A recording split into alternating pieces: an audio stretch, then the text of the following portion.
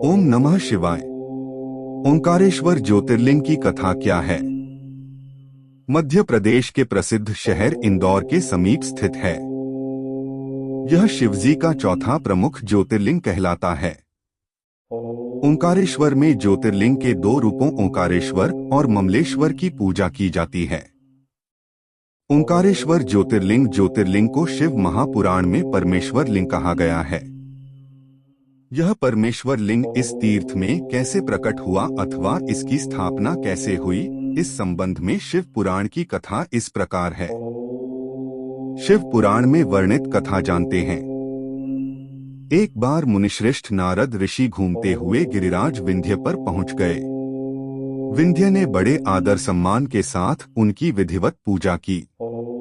मैं सर्वगुण संपन्न हूँ, मेरे पास हर प्रकार की संपदा है, किसी वस्तु की कमी नहीं है। इस प्रकार के भाव को मन में लिए विंध्याचल नारद जी के समक्ष खड़ा हो गया। अहंकार नाशक श्री नारद जी विंध्याचल की अभिमान से भरी बातें सुनकर लंबी सांस खींचते हुए चुपचाप खड़े रहे। उसके बाद विंध्य पर्वत ने पूछा, आपको मेरे पास कौन सी कमी दिखाई दी? आपने किस कमी को देखकर लंबी सांस खींची? नारद जी ने विंध्याचल को बताया कि तुम्हारे पास सब कुछ है, किंतु मेरु पर्वत तुमसे बहुत ऊंचा है। उस पर्वत के शिखरों का विभाग देवताओं के लोकों तक पहुंचा हुआ है। मुझे लगता है कि तुम्हारे शिखर के भाग वहां तक कभी नहीं पहुंच पाएंगे। इस प्रकार कहकर नारद जी वहां से चले गए। उनकी बात सुनकर विंध्याचल को बहुत पछतावा हुआ। वह दुखी होकर मन ही मन शोक करने लगा। उसने निश्चय किया कि अब वह विश्वनाथ भगवान सदाशिव की आराधना और तपस्या करेगा। इस प्रकार विचार करने के बाद वह भगवान शंकर जी की सेवा में चला गया, जहां पर साक्षात ओंकार विद्यमान है। उस स्थान पर पहुंचकर उसने प्रसन्नता और प्रेम पूर्वक शिव की पार्थिव मूर्ति मिट्टी की शिवलिंग बनाई और 6 महीने तक लगातार उसके पूजन में तन्मय रहा। वह शंभु की आराधना पूजा के बाद निरंतर उनके ध्यान में तल्लीन हो गया और अपने स्थान से इधर-उधर नहीं हुआ। उसकी कठोर तपस्या को देखकर भगवान शिव उस पर प्रसन्न हो गए। उन्होंने विंध्याचल को अपना दिव्य स्वरूप प्रकट कर दिखाया, जिसका दर्शन बड़े बड़े योगियों के लिए भी अत्यंत दुर्लभ होता है।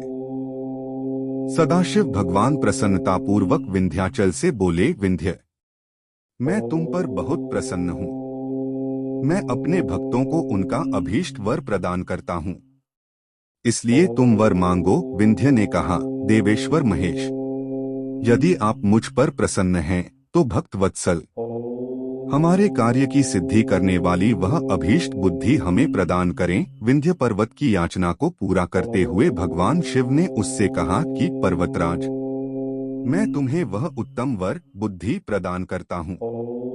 तुम जिस प्रकार का काम करना चाहो वैसा कर सकते हो। मेरा आशीर्वाद तुम्हारे साथ है। भगवान शिव ने जब विंध्य को उत्तम वर दे दिया, उसी समय देवगण तथा शुद्ध बुद्धि और निर्मल चित्त वाले कुछ ऋषिगण भी वहां आ गए। उन्होंने भी भगवान शंकर जी की विधिवत पूजा की और उनकी स्तुति करने के बाद उनसे कहा, प्रभु, आप हमेशा के लिए यहाँ स्थिर होकर निवास करें। देवताओं की बात से महेश्वर भगवान शिव को बड़ी प्रसन्नता हुई। लोगों को सुख पहुँचाने वाले परमेश्वर शिव ने उन ऋषियों तथा देवताओं की बात को प्रसन्नतापूर्वक स्वीकार कर लिया। वहां स्थित एक ही ओंकारलिंग 2 स्वरूपों में विभक्त हो गया।